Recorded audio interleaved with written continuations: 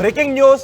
బంగ్లాదేశ్లో షేక్ హసీనా బంగ్లాదేశ్ విడిచి పారిపోయిన తర్వాత అల్లర్ల తర్వాత కూడా పరిస్థితులు ఇంకా సద్దుమణగలేదు. అక్కడ పరిస్థితులు చేయి దాడిపోతున్నట్టుగానే కనిపిస్తోంది. ప్రభుత్వం కూలిపోవడంతో శాంతి భద్రతల సమస్యలు తలెత్తుతున్నాయి. ఎక్కడికక్కడ అల్లరి మూకలు రెచ్చిపోతున్నారు.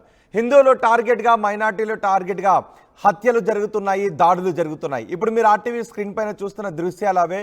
ఒక ఇంటిలో ఉన్న ఆ కుటుంబంపై దాడికి పాల్పడుతూ ఉన్నారు ఆందోళనకారులు. అక్కడికి వచ్చి మీరు దేశం విడిచి పారిపోండి, దేశం విడిచి వెళ్ళిపోండి అంటూ వాళ్ళపైన దాడులకు పాల్పడుతున్న దృశ్యం. వాళ్ళంతా అందులో మహిళలు ఉన్నారు ఎక్కువ మంది. ఆ తలుపులు వేసి భయంతో అరుస్తూ ఉన్నారు, భయంతో అటు ఇటు పరిగెడుతున్నారు.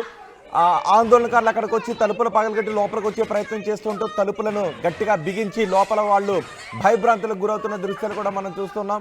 షేక్ హసీనా పార్టీకి చెందిన 2 హిందూ కౌన్సిలర్లను కూడా హత్య చేశారు. హిందూ కుటుంబాలు దేవాలయాలపై కూడా దాడులు చేస్తున్నారు.